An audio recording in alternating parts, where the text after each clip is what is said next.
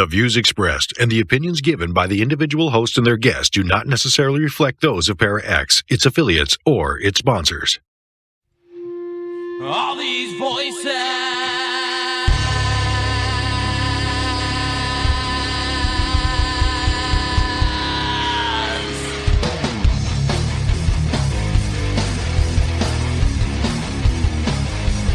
All these voices.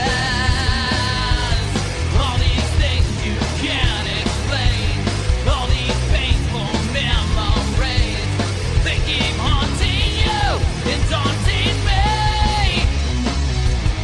It's just a ghost of you and me. It's just a smoke and gasoline. It's just a ghost of you and me. Of you and me. Hello everyone and welcome to another episode of Staring Into the Abyss. I am your host, horror author James Hershey Jr., and with me as always, my co-host, old boy James Ash. How you doing, brother? I'm doing pretty good. How is everybody tonight? Tonight is going to be a fun show because tonight we will be talking about the legend of the Bell Witch. This is also known as the legend of the haunting of the Bell Farm. Now, right off the bat, up front, I want to warn everyone that this is an old legend, and there's a lot of information that has been handed down by word of mouth over the years. That means that some of this information that I'm going to cover tonight will be unverified and based on oral legends that have been handed down and not documentation. Now, with that being said, there will be a lot of information that is included tonight that is absolutely documented, and that there are official census documents and other documents that back up that this stuff actually happened. So, with all that being said, let's dive right into it. This story takes place in Red River, Tennessee, which is known today as Adams, Tennessee. Now, that is a small town that is on the outskirts of Nashville. Our story begins in 1804. There was a man named John Bell who was married to a woman named Lucy. In 1804, the Bell family, along with 10 other families, decided that they were going to move from North Carolina to Tennessee. Now, this was a major undertaking in those days, because it's not like today where you just kind of hop on a flight or grab a train or something like that, or pack up the car and go. This involved basically packing up everything into a wagon and traveling at a very, very slow pace, which made the trip a very long and a very dangerous one. When they finally reached Tennessee, the Bell family moved into a big house with a lot of land that John Bell had purchased for his family, and they started farming. So as the years went by, he bought more and more land and expanded his farm. He was doing pretty good and was fairly successful. Eventually, he expanded his farm to 328 acres, and a lot of that land he cleared so that he could farm on it. The Bell family became pretty well known and was pretty respected in the area, so for them, life was pretty good. Now, one of the families that had moved to Tennessee with the Bell family was called the Batts family, and the man of the house for the Batts family was a guy named Frederick Batts. And he was injured in a farming accident and ended up being permanently disabled. Now, as you can imagine, this was an absolutely devastating thing to happen to the Batts family, because they relied on Frederick for all of their income. And when he became disabled, he was no longer able to work. So they were having a real tough time making ends meet. So in order to keep the family afloat, Frederick was forced to sell parts of his own land. Now, one of the people that bought some of that land was John Bell. Because Frederick was desperate, he was willing to sell the land at a very low price. So Frederick's wife, Kate, was very, very angry about the selling of the land, because she felt that John Bell had taken advantage of their unfortunate circumstance and essentially had ripped her husband off by paying nowhere near what the land was actually worth. Now, Kate swore that she would make the Bell family pay for ripping off her family, in any way she could. So on top of ripping Frederick off on the land deal, John Bell also decided that he was going to buy a slave off of Frederick's brother Benjamin. So the slave was a young girl, and John decided that it would be best for the young girl to stay with her mom until she got a little bit older. Then he was going to come pick her up when she was older, and he was ready for her to come work with him.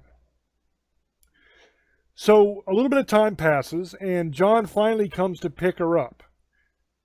But Benjamin wasn't happy at all with this arrangement anymore, because Benjamin claimed that because the girl was a lot older now, and he had been providing for her, paying for her food and housing and all that kind of stuff, and she was able to work and do a lot of things that she couldn't do before because she was older, that now she was worth much more than John had originally paid for her. So Benjamin tells John that if he wants to take the young girl, he was going to have to pay a lot more money. Well, John refused because he had already paid for the young girl in the original deal. So John figured, hey man, this deal is already done, and there's absolutely no way that he's going to pay any more money.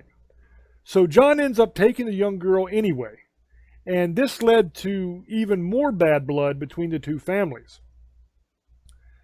The Batts family viewed John Bell as someone that was taking advantage of them and seriously cheating them out of money by underpaying yet again for the slave girl, just like he did for the land. So in response to John Bell taking the young slave, Benjamin Batts decided he was going to file a lawsuit against John Bell for extortion. So he files that suit, and John Bell never even shows up for the court. Now, he claimed later that he didn't even know anything about the court case because nobody let him know anything. And back in that time period, communication wasn't like it is today, so he could have been telling the truth that he just had no idea that there was even a court case. But anyway, he doesn't show up. So the Batts family was continually and constantly bad-mouthing John Bell to pretty much anyone who would listen. And this eventually caused John Bell and his family to lose the respect of the town. Now you might be thinking, well, then the Batts family kind of wins in the end, right? But this strategy also severely backfired on Kate, Frederick's wife, because she was pretty much the main one who was running her mouth, because Frederick was disabled. So he never even went into town. He stayed at the house all the time. And Kate was the one that was always going into town and doing everything. So the townspeople really began to hate Kate for constantly stirring up trouble. It seems like they were just tired of the drama and were kind of over the whole thing. So another twist on this is the fact that when Frederick became disabled, his wife Kate began acting as the head of the household, going into town, handling all the business affairs, all that kind of stuff. And that did not go over very well at all with the townspeople. They felt like she was acting above her station and doing and saying things that just were not a woman's place to say or do. Now remember, this was in the early 1800s, so women were not considered equals to men at this time. So for Kate to want to be involved with the business and the financial side of her family's affairs, it was pretty much virtually unheard of at that time, and the townspeople did not approve of it at all. So Kate's out of ordinary behavior and just her general nastiness in the way she talked about the Bell family led the townspeople to begin to suspect that she was practicing witchcraft. Now here is one of those points in the story that I spoke about in the beginning, that it's going to kind of be up to your own interpretation of what you think. Because we don't know if Kate was actually practicing witchcraft or if she was only suspected of it because she was a strong, outspoken woman who was trying to take on a man's role in the household. The opinion of a lot of people at that time was that Kate really was a witch. And they even said that they believed that her husband became disabled because of her. They believed that her husband's accident was a punishment by God because she was practicing witchcraft. Okay, so that is the background or the setting in which the real story here takes place. So now let's get into the hauntings at the Bell House itself. In 1817, the hauntings of the Bell House begins. It all starts with John. He was out hunting on his land, and he said he came across a very strange creature. Now, John described this creature as a large dog with the head of a rabbit.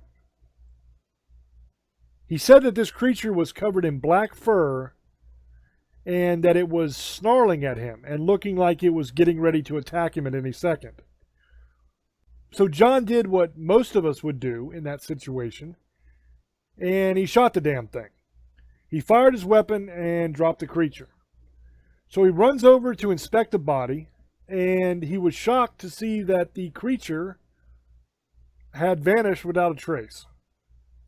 He searched around, but he found nothing.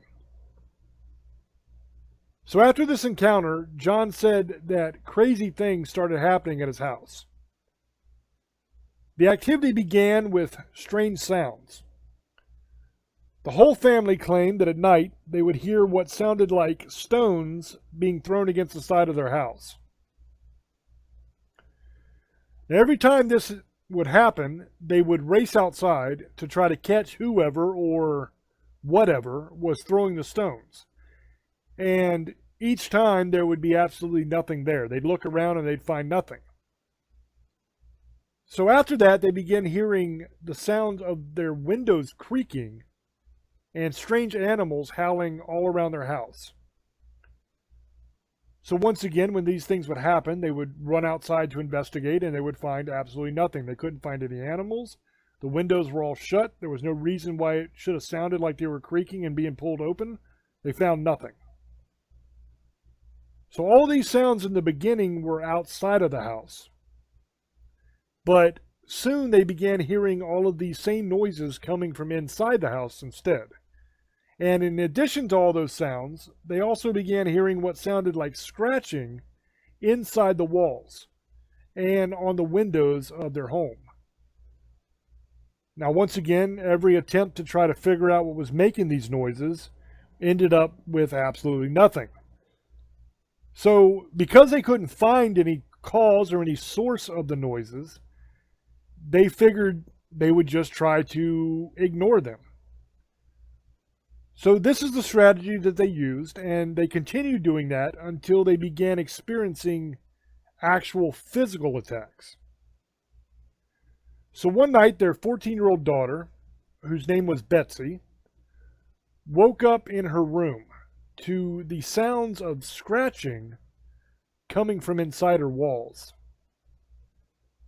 When she tried to sit up in bed to see what was going on, she realized that she couldn't move because her hair was tied around the bed frame. Now, as you can imagine, this would be an absolutely terrifying experience.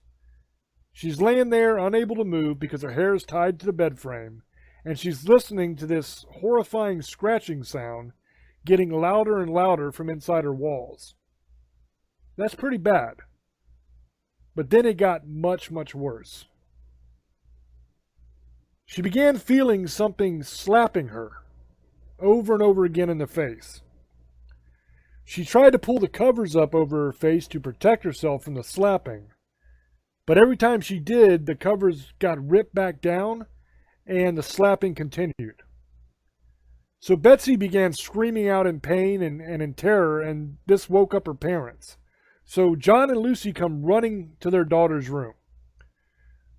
When John ripped open her door, the attack stopped suddenly. So John and Lucy come running in, and they see that their daughter is laying in the bed crying, and she's in absolute terror. She's just completely and totally panic-stricken. And she has these nasty-looking red welts all over her face. Betsy said that in addition to the slapping, she felt like she was being strangled and that she couldn't breathe. It wasn't too much longer after that that the same kind of thing started happening to the other children in the house as well. Her two younger brothers kept waking up with welts all over their faces from being attacked and slapped like she was. And they also said that they would hear the sounds of rats chewing on their bedposts. And it got so bad that when this stuff would start, the two young brothers would just take off running because they didn't have long hair, so they weren't tied to the bed. They would just take off running to their parents' bedroom in absolute panic and stay in there with them. So after all of these things were happening, a little bit of time passed and John started experiencing a lot of strange physical symptoms. He began getting paralysis on one side of his face that caused his mouth to droop down, almost like he had had a stroke. And his tongue also swelled up very, very large to the point that he wasn't even able to eat food. So as you can understand, the Bell family was absolutely terrified by what was going on in their house. But they were too afraid to try to seek help. Because hauntings like this were not as accepted back then as they are now. And they were afraid that if they told anyone, that they might be seen as in league with the devil. And the activity would be seen by the townspeople as being their fault because they were practicing witchcraft. So they stayed quiet about all of it and they tried to just pray for protection. That was their plan. They were just going to get together as a family and try to pray for protection. So after the Bell family began trying to pray the activity away, things got much, much worse for them. Some of the Bell's slaves reported seeing all kinds of strange animals all around the house. There were multiple reports of a talking donkey and other talking animals as well, like birds and things like that. So after things had gotten worse, Betsy decided she was going to go out for a walk one day. And she goes walking through a field and she looks up and she saw a girl in a green dress hanging from a tree by her hands, like just hanging onto a tree and just kind of swinging there by her hands off a limb. Betsy said that the girl was only there for a few moments and that she just disappeared right in front of her eyes. After this, things continued to get worse, and eventually every single member of the Bell family was not only hearing things, but seeing things as well. And the activity got so bad and went on for so long that they became desperate. And John decided to try and reach out to his friend, James Johnson. Now, this kind of went against their instincts because they didn't want to be accused of witchcraft themselves or be thought of as to be in league with the devil. But it had gotten to the point where they just had to do something. So he tries to reach out to his friend, James Johnson, and he asked James for help. And James agreed that he was going to help him. So James was a very religious man, and he came to the Bell house with his wife to attempt to pray with the Bell family for the activity to stop and that the evil spirits would leave. So James attempted this multiple times, and on one visit, he actually ordered the spirit to give them its name. And in response to this, he claims that the spirit said the name Kate. So James and the Bell family agreed that this was proof that it was Kate Batts that was responsible for all this activity. So even though they were doing the praying and everything like that, the activity continued to get worse, and they decided that they really had no other choice, that they had to get the community involved with this. So they told a few people, and they told a few people, and you know how that goes. Word spread very quickly, and people from the town started coming out to the Bell house to experience the activity for themselves and to try to help the family. So the story of this haunting became so big that eventually Andrew Jackson, the future president of the United States, Andrew Jackson, heard about it. Now, at this time, he was a general. He hadn't become president yet. But he heard about it, and he decided that he absolutely had to see this for himself. So Andrew Jackson came to the house with a group of his soldiers.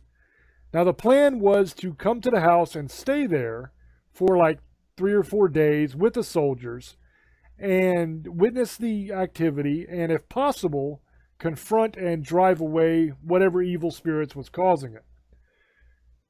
Now, when Jackson pulled up to the house in his wagon with his men, the wheels on the wagon completely froze up and they just wouldn't turn. And it was reported that when this happened, General Jackson stood up in his wagon and he said, "By the eternal, boys, it's the witch." Now, it was reported that after Jackson said that, a voice was heard saying, "All right, General, let the wagon move on. I will see you again tonight." Now, at this point, the wheels on the wagon began moving again. So Jackson and his soldiers got out of the wagon, they went in the house, and they stayed the night at the Bell house. And the house did not disappoint. The activity was so bad that night that instead of staying for multiple nights like they had planned, they only made it through the one night, and they got the hell out of there in the morning. Quickly and suddenly, they just bailed. And Andrew Jackson was reported as saying that he would rather face the entire British Army than face the Bell House at night again. So he was having none of it. It scared him to the point where he didn't want any part of that house anymore, and he got the hell out of Dodge. So John's health continues to deteriorate after this, and Lucy's health started going downhill as well. Lucy ended up getting a pretty terrible lung infection that left her bedridden to where she couldn't get up and do anything anymore. So Lucy claims that while she was sick and bedridden, that Kate would show up in a spectral form and take care of her. She claimed that Kate would leave her grapes and hazelnuts by her bed. Now, it was reported that nobody ever let Kate into the house or saw her visiting, and they thought that possibly that Lucy seeing Kate was just some sort of hallucination she was having because of the infection. But in the end, Lucy ended up getting better, and she always claimed after that that she got better because Kate was coming at night and helping her, and that's why she got better. John Bell, however, continued to get worse. He did not get better.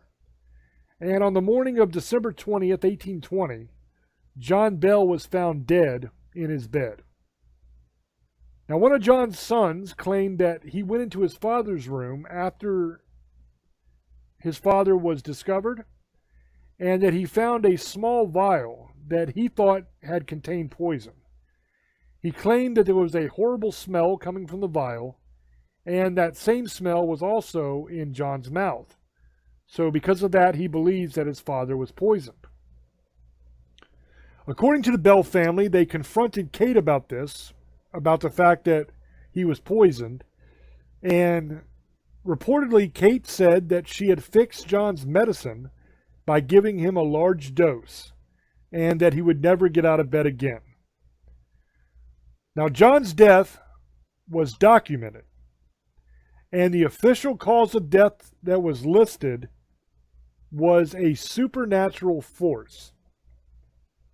And to my knowledge, this was the first time in U.S. history that a spirit was officially blamed for someone's death. Because it lists as the official cause of death, a supernatural force killed him. Now, several people reported that at John's funeral, Kate was seen hanging around the funeral, and she was laughing and making jokes about John's death and basically just mocking the fact that he was dead. Another strange thing is after John's death, all of the activity in the home just stopped. They didn't have any more activity after that. Now, the family and the townspeople believed that it was Kate that was responsible for all of the activity and that she did so through witchcraft. and she was satisfied with John's death and decided to leave the family alone after that. So you would think that that is the end of the story, but it wasn't. It was a temporary time of calm that took place, because in 1821, something else happened. In 1821, Betsy Bell got engaged. That was the little 14-year-old girl that had her hair tied to the bed and got slapped around. She got engaged to a man named Joshua Gardner. Now, shortly after she got engaged, she claims that she was walking in that same field where she saw that girl in the green dress before, and that she saw her again hanging from the tree. But this time, instead of disappearing, the girl actually spoke to Betsy, and she warned her not to marry this man. Now, Betsy was so freaked out by this that she immediately called off the engagement, and the guy just moved away. So later on, Betsy ends up marrying a man named Richard Powell and having 8 children. Now, a lot of their children ended up dying fairly young, but that wasn't entirely uncommon for that time. But I think it's worth mentioning, just in case that it ties in some way. So Betsy ends up dying in 1888. And there are some people that believe that during all of the haunting that Kate was dead.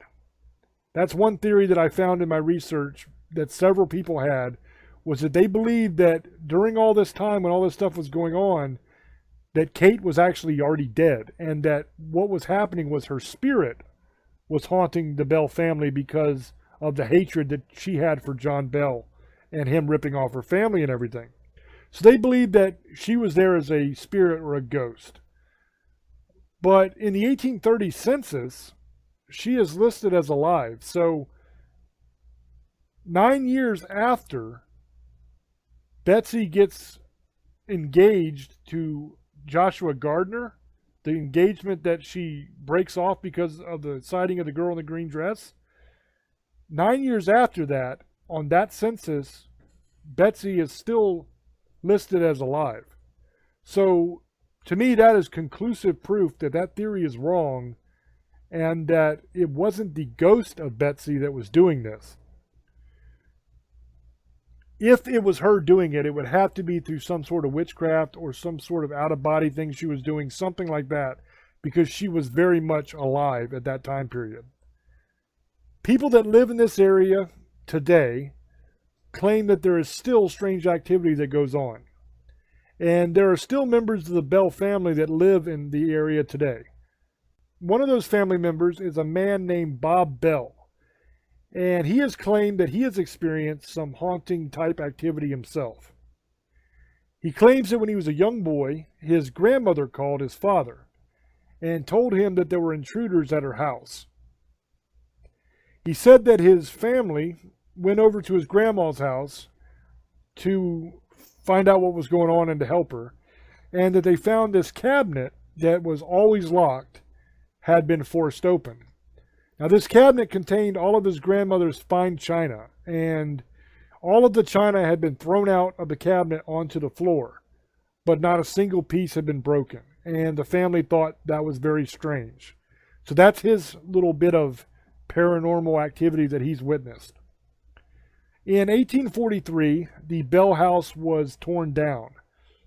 The land that the house stood on is now just fields, and they grow crops there.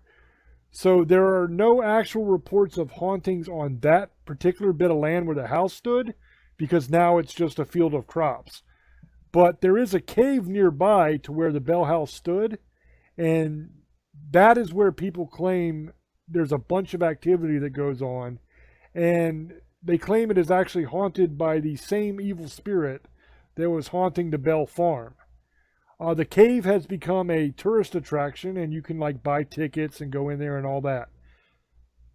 The legend of the cave states that you should never bring anything to the cave and leave it, and that you should never take anything from the cave. And according to the local legends, a man took a rock from the cave, and within 3 days, 3 horrible things happened to him. He lost his home, he lost his job, and his wife died. I don't know if that's true. That's the local legend. So that is the story of the Bell Witch. Now, some of this information comes from official documents, and some of it has been passed down by word of mouth. What I will tell you is enough of this information is actually documented in official sources for me to say that this story is not entirely made up. The family lived there. There was stuff that went on. There are reports of it. This is not a fictional story. Now, as I said in the beginning, you're going to have to decide for yourself what you think about it. Do you think that Kate Batts practiced witchcraft and was responsible for the activity that ended up killing John Bell? Or do you think that a lot of this is just local legend that has been exaggerated and that there's a perfectly rational explanation for everything? Once again, your choice.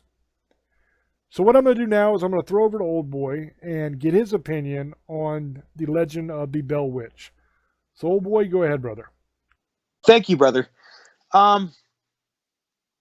This is a very interesting story. So this story has always intrigued me because they also make a lot of movies over this. The American Haunting. They also have the Blair Witch Project. The Blair Witch Haunting is also supposed to be taken off of after this story. You guys all know the Blair Witch story. It was supposed to be in Maryland, but they said they got a lot of the influence from the Bell Witch. And you guys have all seen it. American Haunting was about the Bell Witch. Sorry, I keep saying Blair because I'm getting confused the name.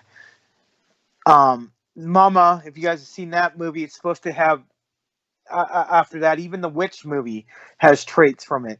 There's a band called Merciful Fate, King Diamond's band. He did a song in '93 called the Bell Witch. There's a band in Seattle that is called the Bell Witch. There's a lot of influence, a lot of movies, a lot of documentaries, a lot of songs. This is a very famous story. Now, the only problem I have now is, was this lady, did she poison him? And I'm sorry, or did she do it? She might have been a witch because she might have put all this stuff that was attacking him. It sounds like she was trying to kill him. I've heard of stories like this, guys. There's a lot of evil people out in the world, especially witches. And that's not even a witch. That's more of like a warlock or somebody who's dabbling in evil. She really hated this guy. It sounded like if she was making jokes about him dying and stuff quit happening, and then there's stuff that happened before, that was just maybe the haunting. But it sounded like she might have killed him and was scaring his family and doing all this stuff. She put a curse and it killed him. She probably poisoned him. There's a lot of essential oils out there and stuff you could blend in herbs to kill people, and you'll never know. You'll never know.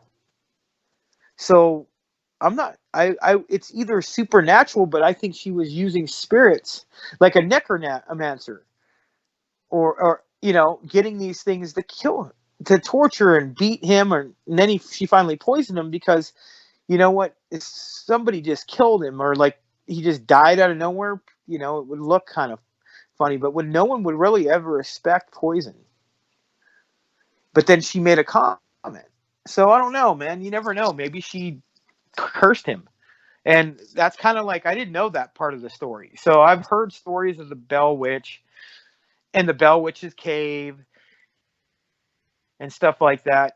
I never really heard that part of it. Now, this is my opinion. What happened is she probably killed him, but she used either spells or supernatural beings or demons or entities, whatever she used to take him out or scare his family to the point where she just said, I'm just going to kill him.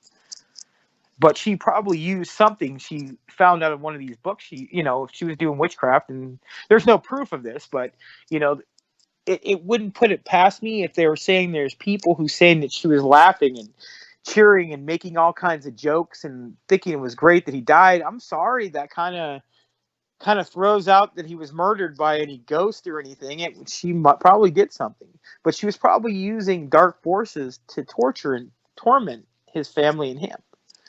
And it's kind of that's what I'm getting to, guys. And I want you to know, if you guys can look up any of this history and see what you guys think. Leave comments. Guys, we'll always love to hear your comments about what you think of our story. So tell us what you think of the Bell Witch. And I'll tell you a funny story. The Blair Witch and the Bell Witch. I know there's history of the Bell Witch and the Blair Witch, and they kind of got some of the story from that because it was in Maryland. I'll tell you a funny story, guys. It has nothing to do with this, but it does. I was back east in Pennsylvania when the Blair Witch supposedly came out. And I went and saw it with this lady. She took me out. It was my friend of my cousins. And we went out, and it was kind of like a little date. We didn't know each other, and she was cool, whatever. I remember after seeing that movie, I thought it was real, guys. Like, come to find out it was a fake story, but they got some of the story from the Bell Witch. And I went home in Pennsylvania. My aunt has a house that's like over 150 years old or somewhere around there. And it was 3 stories. It had a cellar, and they found a room that was added on, and they didn't even know, and I guess they found it. I did not like being in the house. They weren't home. It was a dark night, and I swear I felt something down in that cellar. I don't know. I have this thing. I waited till she got home, and I went in the house then. It was a creepy house anyway, but it was just old. And I remember they wanted me to go to Maryland, where supposedly Ash Hill was. It was like about 20 miles away, and I'm like, nope. But back then I was younger. Now, okay, hell yeah, I'd go. Come on, man, I'll go see if this thing's real, because I've seen the movies. But now, it kind of just got it off of that story, but it's so different. And I know there's supposedly the town of Blair, there's something that happened there in Ash Hill, and that's a whole different story. And we'll maybe do something on the Blair Witch eventually, because this is leading up to, like I said, our shows do other shows and leads to other things, and part 2s and 3s. So this is really a great story, and this is just my opinion, but I just wanted to let people know that little bit that was kind of funny. Back then I was like maybe 20, and I was still kind of with what I was involved in and stuff like that time, and it kind of freaked me out, guys, because I thought it was a true story. Then I found out it wasn't even true. The week later they made all this crap up, and they took a urban legend, and this is one of the legends they took. So it's always interesting, this story. And now, after James telling me this part of it, he really studied this, guys. Trust me, day and night. Because last week, just so you guys know, we didn't do the show because, James is, he had a lot of things going on, personal. And he had a whole week or 2 to study all this stuff. So he knows what he's talking about. It's pretty much hard for me to even talk after he does all this, because he goes out and looks, but I'll just throw my opinions out there, and just say what I have, pretty much. And I'll do the movie part, because he didn't really talk too much about how much this is aspired different movies. I even heard Paranormal Activity. They got some stuff from that, and just some of the stories and backgrounds they've took in it. The Witch, even Poltergeist, they took some of it from it. It's just based off other movies. This story has, a lot of people are into witchcraft, witches, and we have a lot of history with paganism altogether. A lot of Wiccan all over the world. And especially in the 16, 17, 1800s, there was a lot of stuff going on. And people were considered witches and used witchcraft if they did certain things, or lived a different lifestyle, or ate, lived off the land and herbs. Some people just didn't. If they didn't like you, they accused you of stuff. Now, this lady, I think, was dabbling in the stuff, and I think she didn't like this guy and the Bell family, and she tortured him till she killed him. And I think she might have got cursed. What people don't realize is, I've met people who've cursed people. There's a pay a price. I don't know what you're gonna pay, but you're gonna pay something. It's bad things are gonna come back on you, or you're gonna live a miserable life because you can get power, but you're gonna pay a price. You're gonna pay your pound of flesh. And this lady, trust me, what I think is going on is it's still haunted there, and she might be roaming this place because she was cursed, and that's what the curse was, for the rest of eternity to be this entity.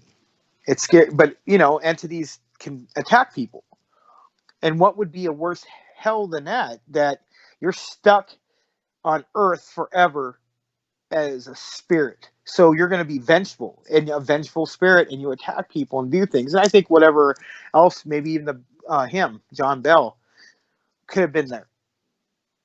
So that's just my opinion, guys. I looked up a little bit of the history of this. So I threw out the movies and all the songs. So this is a very popular witch story. A lot of people like this story because they made movies after it, music, all kinds of stuff. Shirts. I've seen video games. I think there's a Bell Witch video game. I think they made the Bell Witch movie. There's all kinds of stuff. The Mark of the Bell Witch just came out in 2020. I seen it. It was all right. I have my opinions on certain movies, but hey, it is what it is. So just let us know what you think. We're trying to get different shows every week. This was something different. We haven't done anything about witches for a long time. I've always wanted to do something about the Bell Witch and Blair Witch since we done Staring into the Abyss 4 years ago. We finally did it. And maybe this can lead up to eventually talking about the Blair Witch and the movies and all the stuff that came through it and all the crap that's gone, how Hollywood has blown it out of proportion, just like the Bell Witch. So I hope you guys enjoyed it. There you go, James. There's my opinion, brother.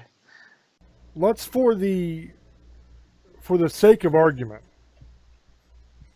let's assume that all of the information that we covered is true and correct.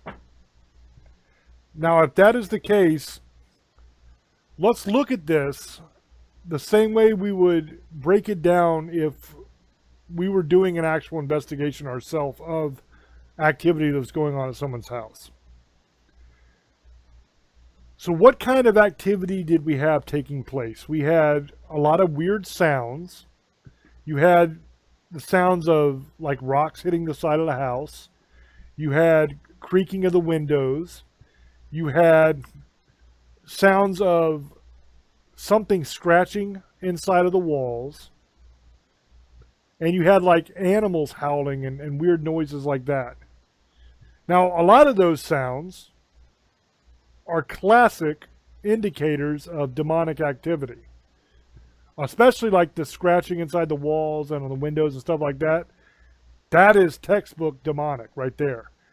So then what else was going on in the house after that? We had attacks where first the daughter and then the two young boys were beaten in their sleep, essentially. Where they woke up and they were just getting pummeled in the face. They heard scratching going on. They heard like rats chewing on the bedpost kind of sounds. And they were just getting slapped all around. That also is demonic activity, is what it sounds like. If you look at the reports of the demonic form of shadow people, a lot of those reports that people have are waking up in the middle of the night with that shadow person over top of them while they're laying in bed, and they're slapped, they're hit, they're scratched, they're pressed down upon so that they can't breathe. Now remember, when Betsy was describing what happened to her, she said she was hearing the sound of scratching, that her hair was tied around the bedpost, which is a new one for me. I've never heard that happen anywhere else before. But she said that she was being attacked and slapped around the face, and that when she would try to cover up, the thing would rip the cover back down and continue slapping her. She also said she felt like she was being strangled and that she couldn't breathe. Now, to me, that matches up very closely to the reports of the demonic form of shadow people that people have had experiences with. Now, she didn't say she saw a shadow figure, but this is the 1800s. So nighttime in the 1800s was probably pretty damn dark in that room. Because you didn't have like street lights outside. You didn't have like car lights going by. You didn't have night lights plugged up in the house. There wasn't electricity like that. So it was pretty dark when it was nighttime. So it could have been that it was a dark night, and the reason she didn't see the shadow person above her attacking her was because it was dark as hell in the room. And you're not going to see a shadow in a pitch black room. It's just not going to happen. So to me, that's very interesting that matches up so closely with the malevolent or the demonic form of a shadow person. So what else did we have? We had illness. We had John Bell and Lucy Bell both got very sick. That is another textbook demonic attack. That's something that demons do a lot of. They will destroy your health and make you sick. We had that in both parents. John ended up dying in his bed. And his son said that he found this small vial, but he said that there was a horrible smell coming from it, and a horrible smell coming from John's mouth. So that raises a lot of questions to me. First of all, what was in that vial? We have no way to know. But if it was poison, you have multiple different options here of what could have happened.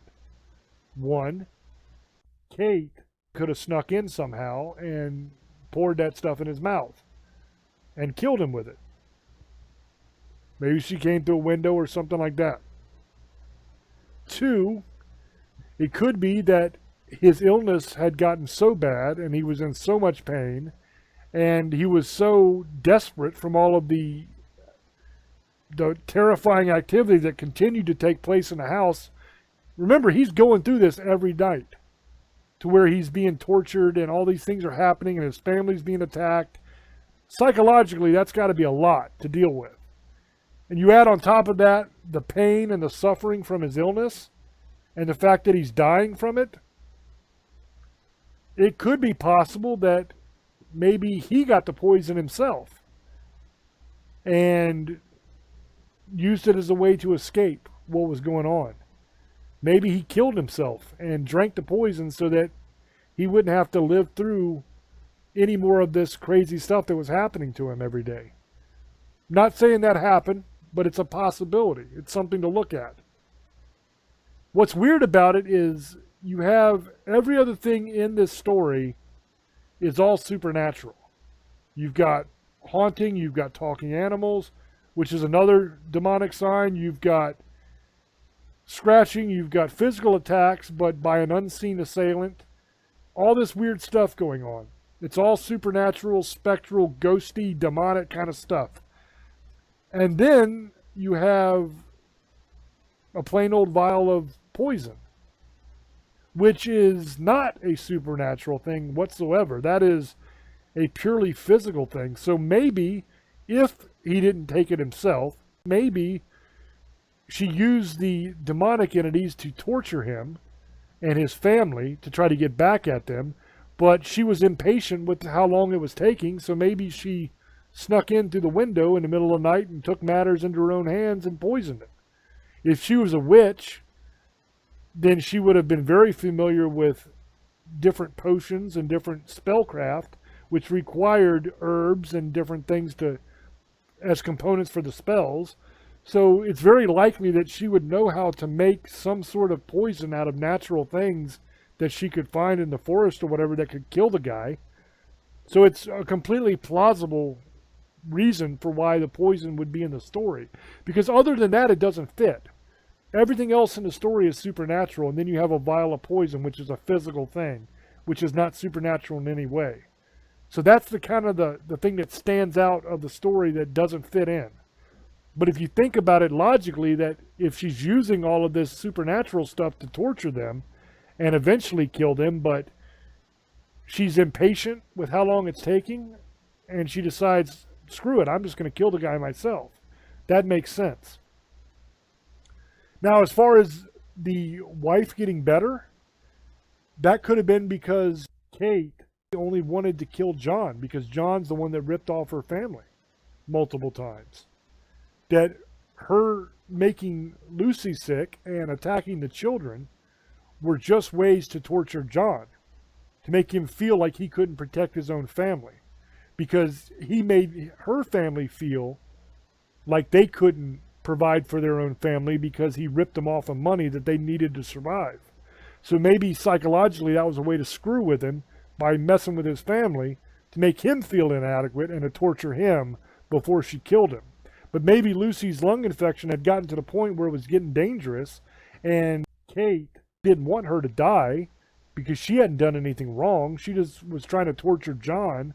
So maybe that's why she came to Lucy and nursed her back to health by bringing her grapes and hazelnuts and everything and making sure she was okay.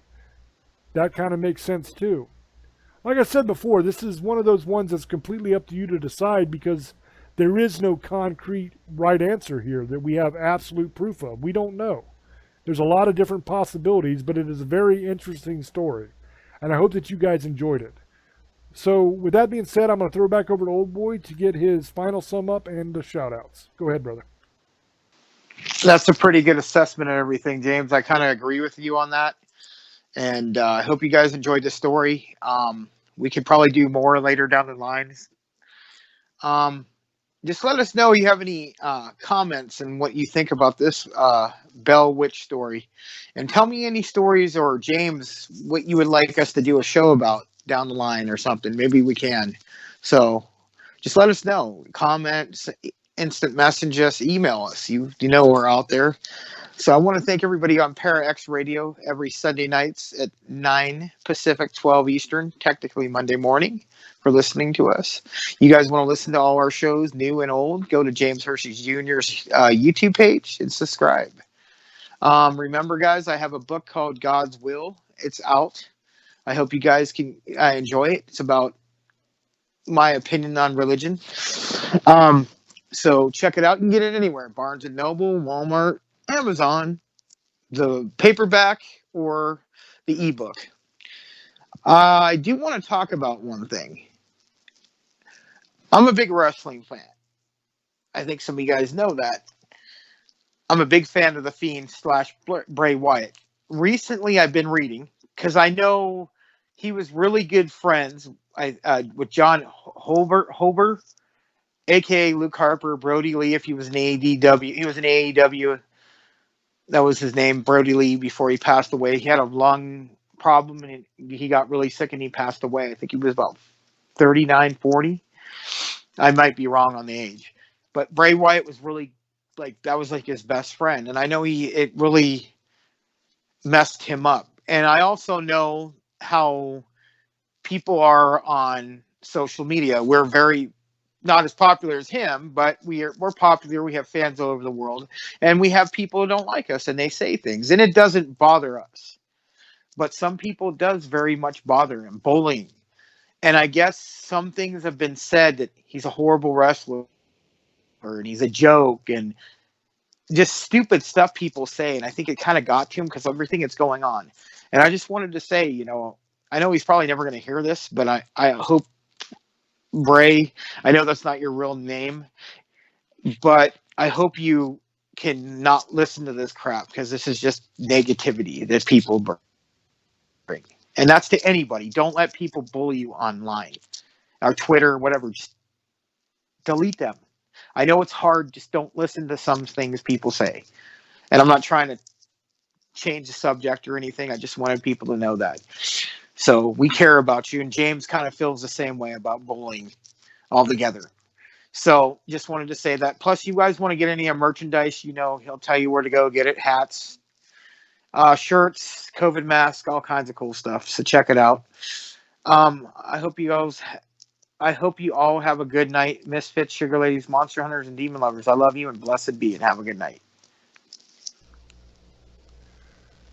The YouTube channel is youtube.com/James Hershey Jr. That's where everything is. That's where all the episodes of Staring end up after they air on the radio. That's where all the episodes of our TV show Tales from the Abyss end up.